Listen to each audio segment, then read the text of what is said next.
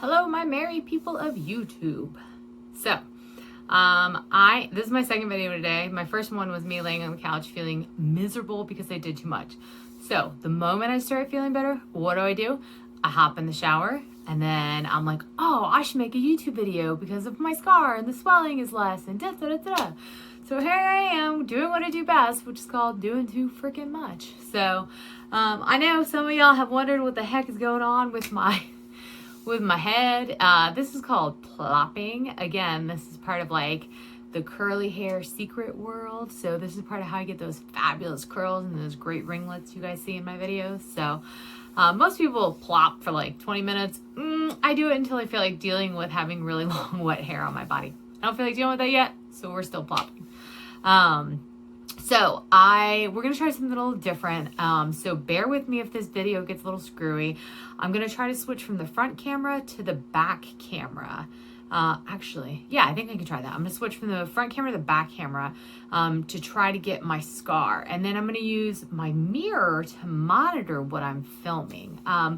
The other thing I'm going to do is I'm going to attempt to show you guys my breasts. But because of decency rules, I'm going to have to blip out my nipples. So, that'll be a repeat of the video you guys may have seen, which was me trying on clothes and bleeping out some private parts. So hopefully that will work out okay. I had somebody request, a picture of my boobs with no bleeping, but of course that is against the rules on most social media platforms because of decency rules and advertisers, etc., etc. And I don't want to get kicked off of them because I want to be able to continue to be a resource for y'all. And so funny thing is that at the moment I don't have my garment on, and I know I posted a video going, wear your freaking garment. So, but I did just get out of the shower. This video will take me about 10 minutes. And so it's pretty safe to be out of my garment for just that short amount of time.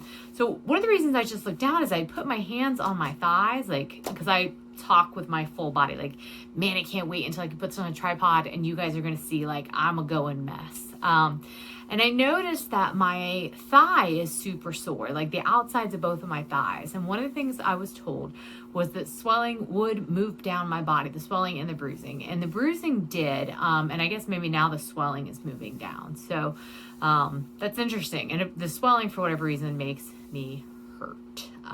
So I was on a subreddit, actually just before I started this video, and this poor girl is fresh out of a tummy tuck, and she reads all this crap on the internet about like, oh, after my first day I was up walking, you know, I think her example was like 3 miles briskly and no pain meds, and it's like, oh my god, they lie. And so I think that me and a couple other people helped her feel a lot better that she was not out doing these things the day after a tummy tuck. And she had mentioned how horrendous her back pain is. And the back pain is real, y'all, from a tummy tuck, because you're hunched over, you don't sleep flat. It is real. The back pain hurts a lot. I mean, it's intense. And I have chronic back pain, and like the pain from this tummy tuck in my back like eclipsed that. And so at this point, my back does not hurt any more than it usually does due to the chronic pain. So I did just like feel my lower back though, and of course it's still really swollen, so it's like all bulgy and weird. And it's super tender when I do that. Like I'm just running my fingers over it and it's like, oh, that doesn't feel good. So I'm going to stop doing that. All right. Without further ado, we've wasted 4 minutes. I'm trying to keep this under 10 for no reason other than I'm totally arbitrary. I'm going to stand up. I'm going to show you my body, and then I'm going to attempt to show you guys my titties and then my scar. So, and I am 3 weeks, 4 days post-op from a mommy makeover, the term I dread, which is a tummy tuck, a liposuction, fat transfer, breast lift, and breast augmentation. I meant to say that at the beginning of my video, fail. All right, and stand up time. Oh, ooh, kick this bench out of the way. All right, so man, when I stand up like this, it is so tight through here. I mean, it just pulls through here. And as you can see, up here is getting softer. These are surgery scars from a prior surgery. But then down here, oh, this is so hard still. And you can see this fold is kind of going away. Like you can see inside of there now, sort of. There's kind of a belly button. I don't know how deep in there you want. Well, let's not go any deeper in there. So obviously I still have some bruising. I haven't checked the bruising on my back, so I don't know what my back is looking like. But I had a tiny bruise above my, let's see. It doesn't look like I have any bruising anymore on my back. I for sure have it on my breasts. And obviously I have some right here and right here. So let's see if we can go ahead and look at this scar. So we'll do the front angle first. So what you're going to see is like, obviously this is super tough and swollen. Ew, there's chunks of scab hanging off. But I've lost a ton of my scab. Like yesterday, several pieces like just fell off and it was so gross. This right here, I think right here, pulled off. I had to pull my garment on and off like 3 or 4 times yesterday because I was being dumb, and it yanked a piece of the scab out. This is not scab. This is just super hypertrophic. And I've mentioned before that I keloid and my scars get really hypertrophic. So here I have what are those things called? Sutures still, like right here and right here. I can see them. I don't know what the heck this is. I don't know if it's a scar or a scab that's just hanging on super tight or what, but that sucker doesn't want to go away. If I go up my body, look at the, let me try switching to the other camera. I can't switch to the other camera mid-recording. I tried. So, but you can still see where my skin's flaking. And then I was trying to show you guys where all of my skin is like peeling, flaking off. I don't think that you can see it though. So it's like a little skin avalanche. All right, I'm going to try to do my boobs now.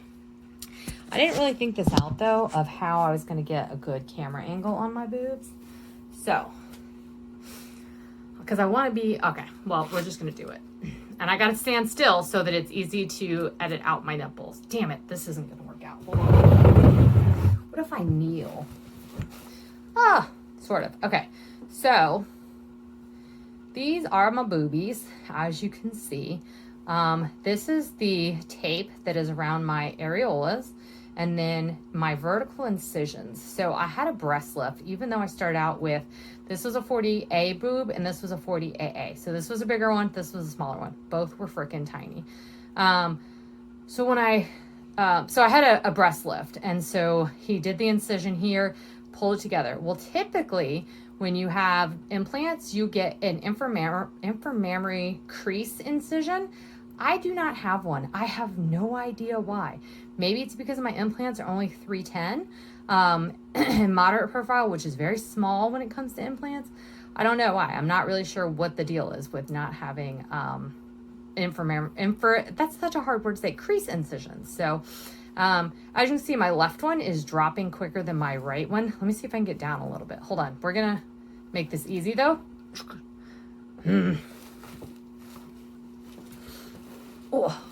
Okay. So, my left one is dropping quicker than my right one, as you can probably see, like where they're at. Let's see. The other day, my right one was more squared off and still in my armpit, and you can see the difference in the shape. That's it because of the way they drop. And what happens is that the muscles on the right side are a lot stronger than the left side. Want to guess why? I'm right-handed. And so these muscles are a lot firmer and they're going to hold on to this implant a lot harder than the left side, which my left hand is like my T-Rex arm. It's pretty useless. So left will drop quicker than the right, but these will even out. Probably by 3 months, they'll be where they want to be. You know, the thing I keep forgetting to mention is that I also had a biomesh put in, because when you have massive weight loss like I have, it tends to make your skin not real elasticy, and you have a higher incidence of what's called bottoming out, which is where the implant comes out of the pocket and it can like travel down your chest or your abdomen or your torso. And I didn't want that to happen, right? So we put, it's called Galaflex. We put biomesh. It's sewn into my tissue, and within about 18 months, it will be incorporated into my tissue, and it'll be like a permanent internal bra, basically. So I'll be 60 and have titties here instead of where they should be. So I'll probably be a super bizarre looking 60-year-old, but at least I'll be a hot 40-year-old. So anyway, So as you can see, my areolas look uneven at the moment. It is tape. The way they cut these is they just take like a round cookie cutter. They're like 38 millimeter. They put them on there, they draw around them, they trace around it and sew them back in place. And so my areolas are the exact same size. Now, there is a difference in my nipples. This nipple has been pierced twice. This nipple has been pierced once. This is a normal nipple. This one is not. It's almost like I have two nipples right here.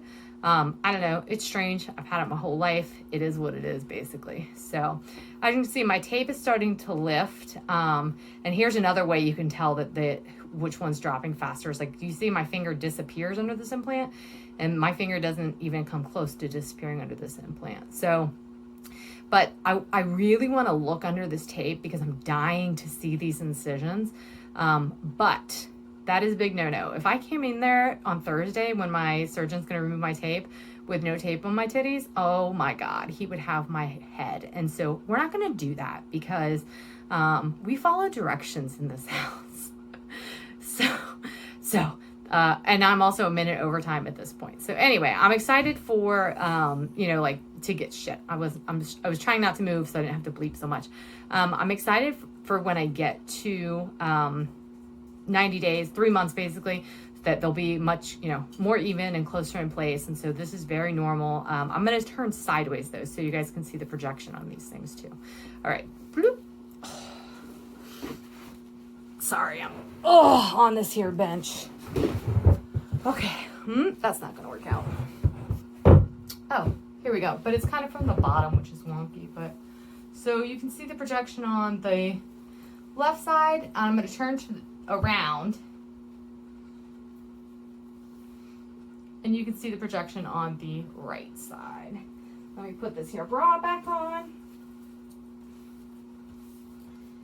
so we can have less nipple bleeping. Bow chicka bow wow. Okay, so there's a little bow chicka bow wow music for you. Anyway, those are my boobies. That's my scar. That's my stomach. This is what we're looking like. I am feeling kind of funky at this point. I've had my garment off for a shower and the drying in this 12.5-minute video, so I'm ready to put it back on. So I'm going to end this video. I'm going to put some scar gel. I'm going to wash my hands. I'm going to put some scar gel on, and then I'm going to work on getting this bad boy uploaded, which takes forever. So please like my video. Please subscribe to my channel. It's exciting to see subscribers. It's like, oh, they like me. They really like me. And then Instagram, if you're interested, is Fat Girl Gone Slim 79. I'm allowed to post. I can post still pictures and still photos. So there's, a bunch of stuff over there. Various happenings. Oh, and food. I got a chaffle maker. Oh my God, I'll talk about the chaffle maker later. This video is 13 minutes. Like and subscribe, guys. Have a good one. Bye.